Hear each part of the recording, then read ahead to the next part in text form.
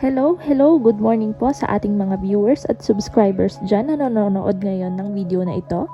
Magkakaroon po ulit tayo ng panibagong reading which is energy check lang po, yung mga feelings, actions, and thoughts niya.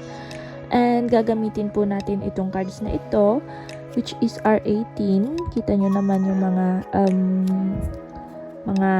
dapat na censored.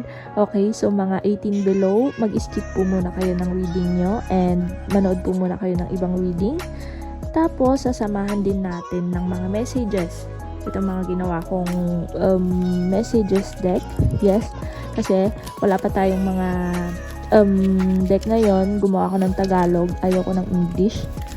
Oo, ayoko ng English. Okay, so Taglish to, Taglish.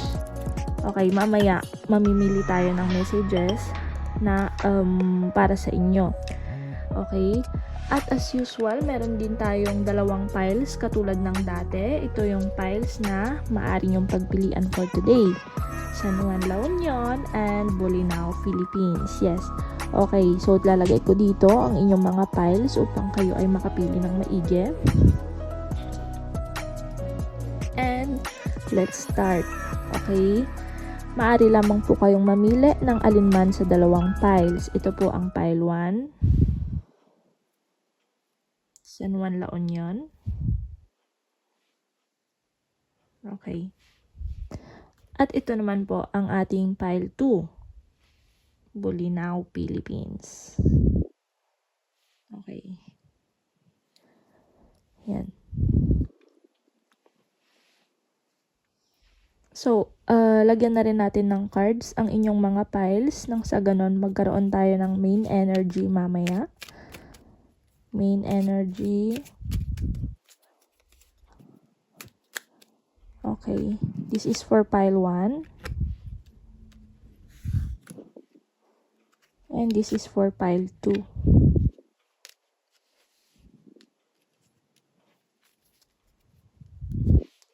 At ang kanyang main message, mamili na rin tayo ng message na nais niyang sabihin sa inyo. Kung anong message ang gusto niyang iparating sa inyo.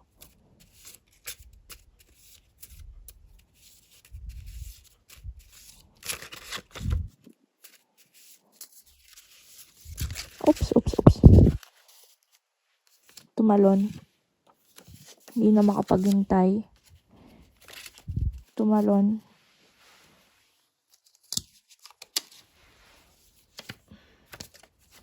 Okay. Mamili na tayo. Shuffle uli natin. Okay. Message of pile 1. Pile 1. And ito ang message ni pile 2.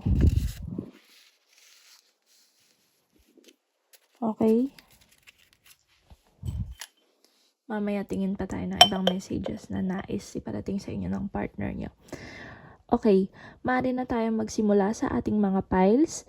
Ang inyo pong pile ay makikita nyo lang po dyan sa inyong description box. Dyan sa ibaba, pwede na po kayong mag-jump sa ating timestamps if ready na po kayo. Maaari na po tayong magsimula sa ating pile 1. Atin muna itatabi ang pile 2 dito lamang sa gilid. Okay. Hello, pile 1. Ito ang inyong napili. San Juan, La Union, a beach. Maaring ang ilan sa inyo gustong pumunta sa San Juan, La Union upang mag-surfing, upang makapagbakasyon, lalo na't mainit ang panahon ngayon, at makapag-ngilay-ngilay muna. Okay? So, let's see the main energy of your person. Five of Pentacles. Okay. Some of you, pile 1, is feeling abandoned. Maaaring siya or maaaring kayo is feeling abandoned right now. Maaaring in separation kayo, no contact, or naghiwalay kayo ng inyong karelasyon. I see this person is not someone new. So, ito ay maaaring ex nyo, kakilala nyo na, or someone you married. Basta kakilala nyo na, okay? And let's start.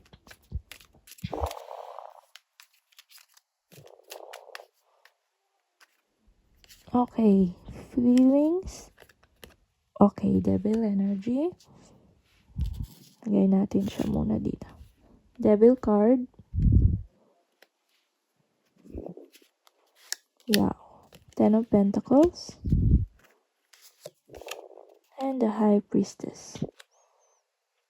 Okay.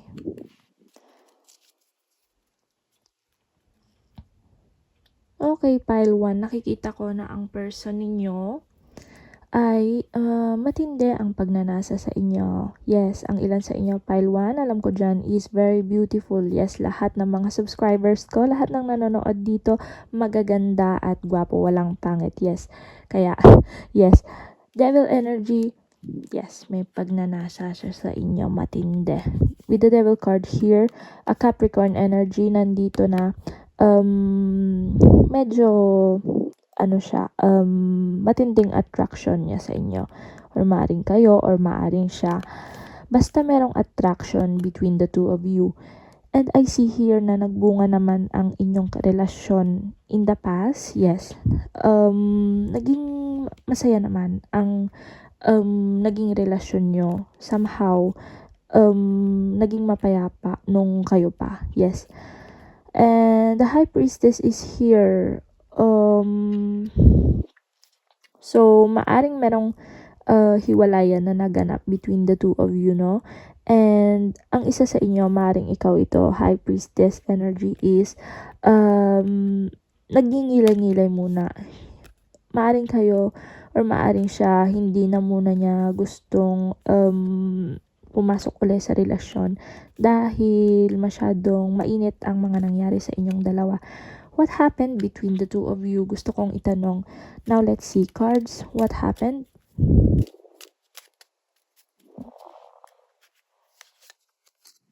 Hierophant. I see. The Hierophant is here.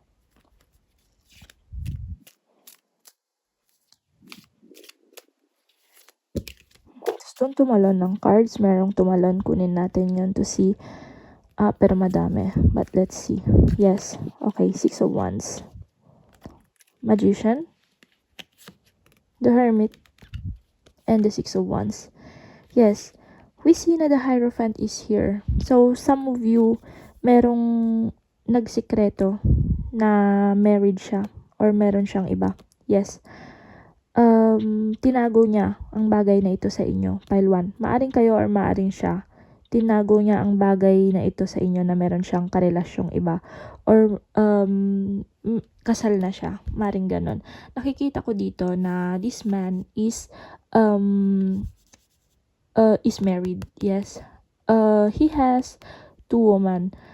This woman is kissing the ring. Nakikita nyo yung ring. Maaring kasal siya. Kasal siya dito sa babaeng ito. But he doesn't want this woman. He's cursing another woman in his right arm dito. Sa kabila, mas kinikers niya yung buhok ng isang babae kaysa dito sa humahalik sa singsing niya. Which is, mas gusto niya yung babaeng ito kaysa dun sa ka-commitment niya ngayon or sa pinakasalan niya or sa kung sino mang kasama niya ngayon. Pile 1. Maring ikaw itong isang ito, pile 1. Maring hindi mo alam na kasal na siya. Meron siyang iba or may commitment siya sa iba. And ayun ang nangyari. Maaring nag-away kayo dahil natuklasan mo ang bagay na ito or he just broke up para hindi ganun kasakit kapag nalaman mo. I see the Magician is here. Pile 1. The Magician is here. So, naging maganda ang inyong discussion everyday. Naging masaya ka sa piling niya, pati siya sa'yo. However, ito nga at nasa hermit mode tayo. Maaring ikaw ito or maaring siya. In the hermit mode, nakikita ko maaring nagseselos siya or maaring ikaw ito or maaring siya nagseselos. There's 2 person here na nagpepembangan. Okay, yun na yun. Basta nakikita niya sa picture. So, this person, iniisip niya ang mga pangyayaring ito and nagseselos na siya. Pero wala siyang magawa eh. He's married. Okay? He's married. Wala siyang magawa. Kung anong, maring ikaw ito pile 2 na gusto mo nang mag-move on, nakakapag-move on ka na sa iba, or meron kang mga friends na nakakasalumuha and nagsiselos na siya. Unti-unti siyang nagsiselos. Pero wala siyang magawa eh. He's married. He's committed. Okay? He's committed to another person. Okay? And, ayun, nandito lang sa isang sulok and nag-i-imagine ng kung ano-ano and sinasaktan ng sarili. Like that. This person, pile 2 nakikita ko naman, this person really wants you, okay? Really wants you. He wants victory with you, okay? Gusto niya, kasi feeling niya, kapag kasama ka niya, okay, feeling niya panalo siya. Panalo siya, pile 1. Panalo siya, nasa kanya na ang mundo kapag kasama ka niya. So, ayun na yun. Kasama ka niya, mas gusto niya sa feeling mo, kaso lang, committed siya sa iba. Pile 1. And, ngayon, nag-i-imagine na siya sa utak niya kung ano-ano, and nagsiselos, sinasaktan ng sarili. Now, let's see. What else? What else is happening to pile 1? The justice. Okay. Merong nasaktan sa inyo, pile 1. Maring ikaw sa mga pangyayari. And, nakikita ko naman, magkakaroon ng justice ang lahat ng paghihirap mo, pile 1. Nakikita ko na, magdudusa ang dapat magdusa.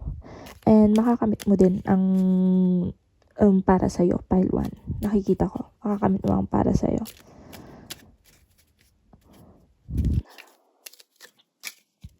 Nakikita ko gusto niya talagang bumalik sa'yo eh. Pero, he's married nga, or he's committed to another person, or merong iba nga, merong third party, and he cannot move. Okay? He cannot move. He wants to be with you like this. Sa kusina. Yes. Ini-imagine niya palagi, yes, nasa kusina kayo. Yes, may niluluto. And kasama ka doon. But, ayun nga. Naging malas-malas ang relasyon at nagkaroon ng foolishness itong relasyon na to without responsibility. And, ayun nga, merong nag-i-imagine at selos na selos. Gusto kanyang sulatan pero ini-imagine na niya na meron ka ng iba or nakatagpo ka na ng dapat ay para sa'yo. And selos na selos siya with the page of cups here. Gusto niya magsulat sa'yo pero hindi siya makasulat. Yes. Okay, and merong pusa dito na itim bringing bad luck.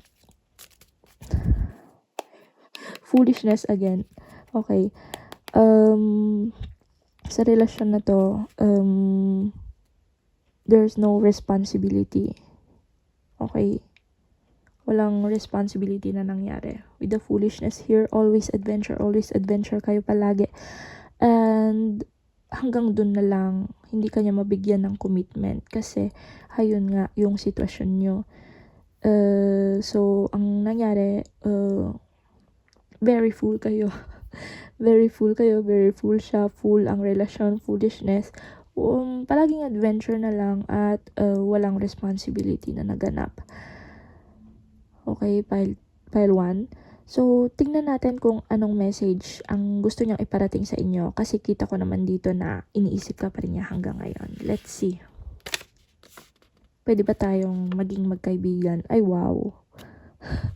Okay, so hindi ka nga niya makalimutan at dahil committed siya sa iba, gusto niya maging kaibigan ka na lang. Let's see more messages from your person. Let's see. More messages. Okay. What else he wants to say to you? Hindi pa ako ready. Oh my God. Pwede ba tayong maging magkaibigan? Okay, yan yung gusto niya iparating sa inyo. Pile 1. Yung message na yan. Pwede ba tayong maging magkaibigan? Kasi hindi pa ako ready. Yes, sabi ko nga, walang responsibility sa relasyon na ito. Kasi nga, meron siyang commitment sa iba. Hindi pa niya yon nahihiwalayan. But right now, hindi ka pa rin niya makalimutan. So, at the very least, tinatanong niya kung at least naman pwede bang maging magkaibigan muna kayo pansamantala, like that. Pile 1. Okay, ikaw nang bahala. Pile 1. Okay, yan ang reading nyo, Pile 1. And maraming salamat po sa inyong panonood. Sa ating viewers at subscribers dyan, please hit like, subscribe kung nagustuhan nyo po ang ating reading. Maraming salamat po. Bye!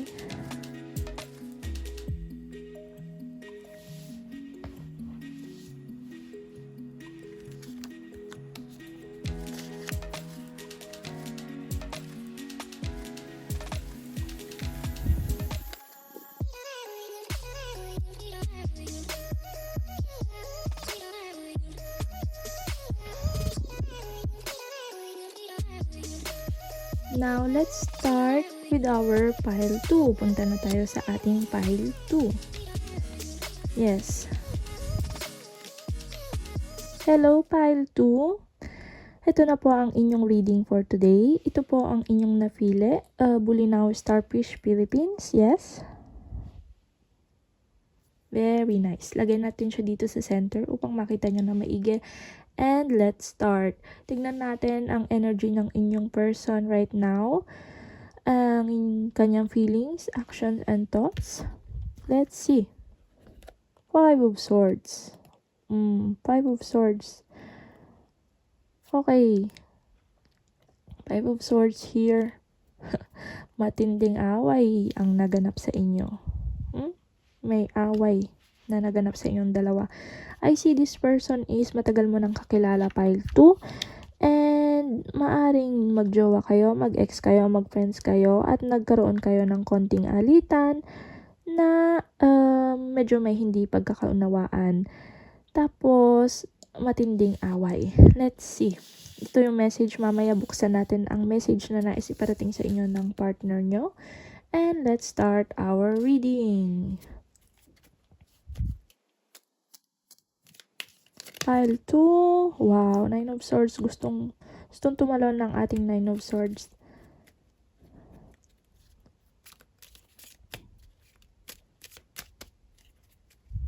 Okay, let's start. His thoughts, feelings, and action. Wheel of Fortune.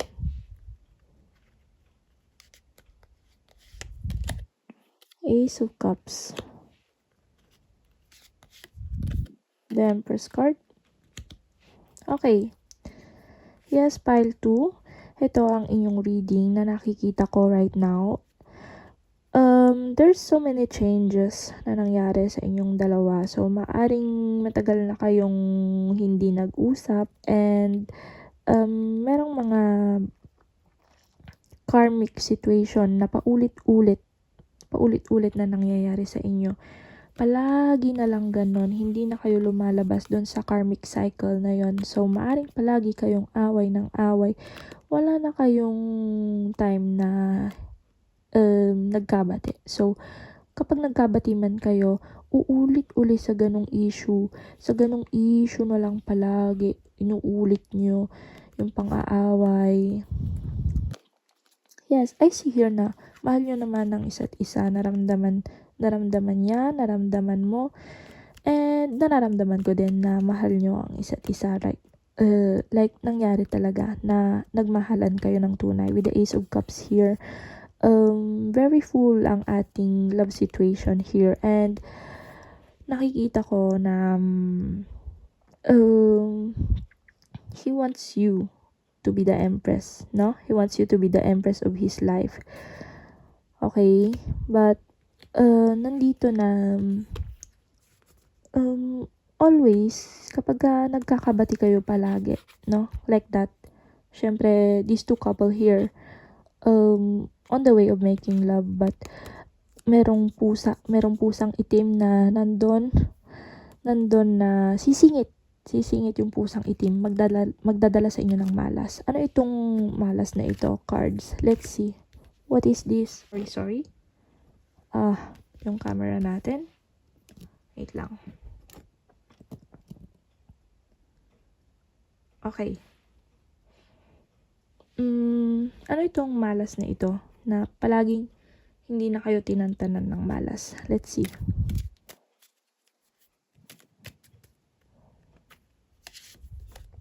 Four of Wands. King of Cups. And the King of Pentacles. Yes. I see here na nagkaroon kayo ng relasyon before. Maring nagpaplano na kayong magpakasal, no? With the Four of Wands here and the King of Cups and the King of Pentacles, ready na siya magkaroon ng responsibility sa inyo. With the King of Pentacles and the King of Cups here, nandun na ready. And ready na kayo sa mga responsibilidad nyo sa buhay. But, nakikita ko, merong malas na dumaan. Yes, bottom of the deck, Six of Pentacles. Someone is very tired of this situation. With the Hangman here, palaging nagbabago yung isip niya, alinman sa inyong dalawa. Maring siya or maring kayo. With the Hermit mode. Okay.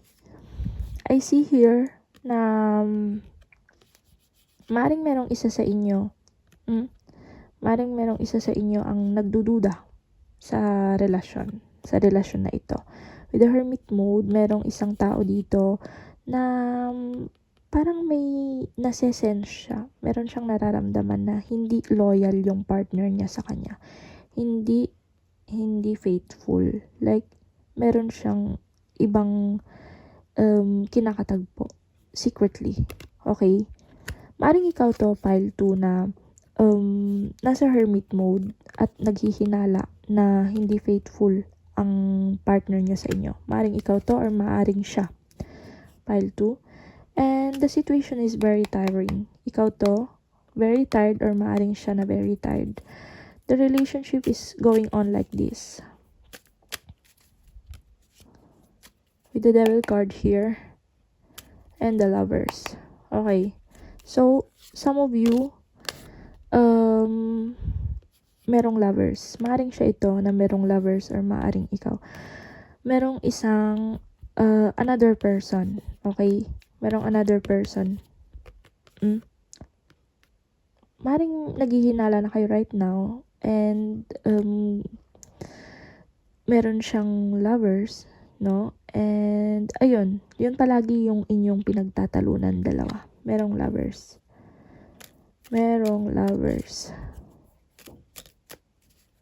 Okay, another Six of Pentacles ulit sa bottom of the deck natin. At yun palagi nang yun ang lumalabas. So, someone is very tired of this. Hindi kanya mabigyan ng stability. Okay? Hindi kanya mabigyan ng stability.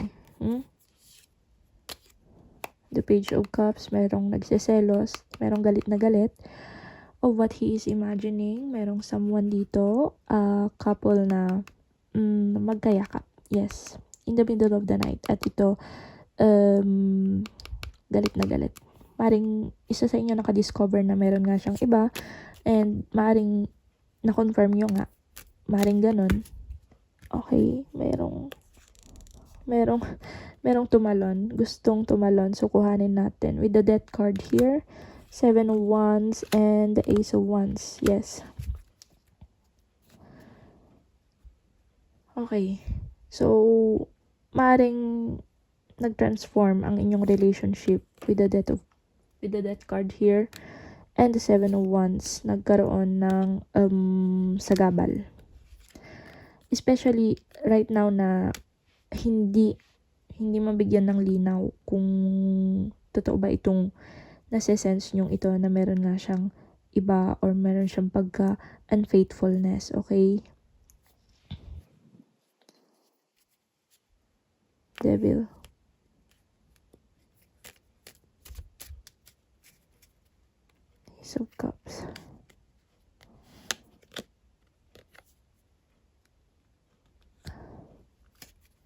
I see here na walang mangyayaring hindi kanya bibigyan ng stability.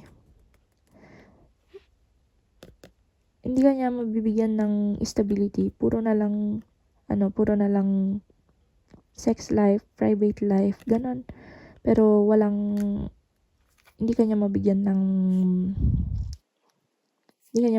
singseng.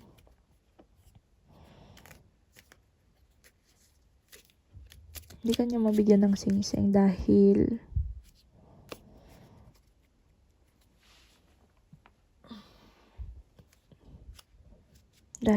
marami kayo. Nakikita ko dito, maayos naman ang pagsasama nyo. Merong pagmamahalan. Maganda ang private life. Ang bed life. Yes, maganda. Pero hanggang doon na lang yun. Iba ang gusto niyang makasama pang habang buhay. Kumbaga, partners in bed lang kayo and sometimes may konting love. Pero hanggang doon na lang yun.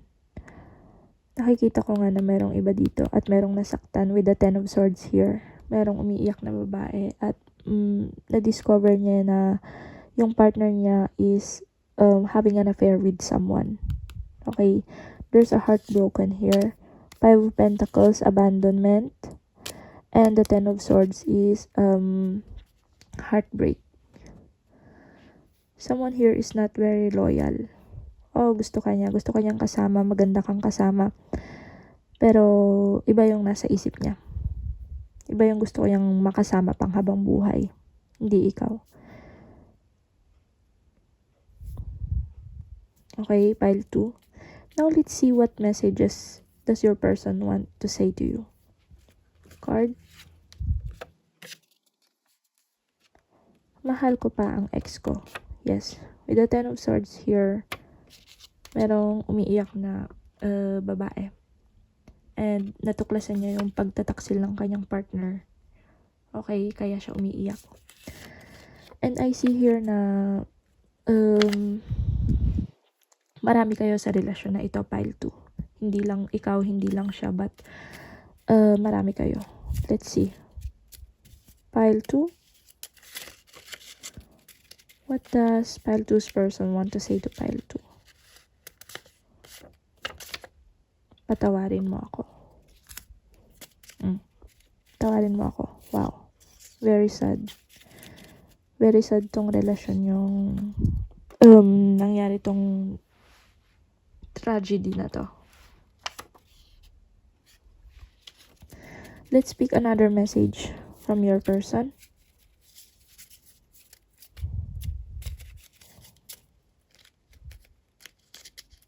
Another message.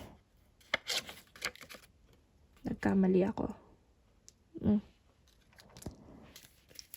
Okay, yan ang gusto niyang sabihin sa inyo, pile 2. Itong tatlong message na ito. And hindi ko alam kung bakit very tragic ngayon ang message niyo, pile 2. But, kung hindi kayo naka-resonate, maaaring hindi ito ang pile nyo, pile 2, huwag kayong mag-alala. Check another reading, maaaring iba ang inyong reading. Just pick what resonates with you, okay, pile 2. So, ito ay para doon sa mga nagkaroon ng ganitong sitwasyon nga. And, di ako makapagsalita. Okay. Ito lang, pile 2. Ang inyong message for today. Maraming salamat sa inyong reading. Stay strong, pile 2. And kung nagustuhan nyo ang reading na ito, mag-like, mag-share, mag-subscribe sa ating channel. And thank you so much. Maraming salamat. Very good day, pile 2. See you again on our next reading.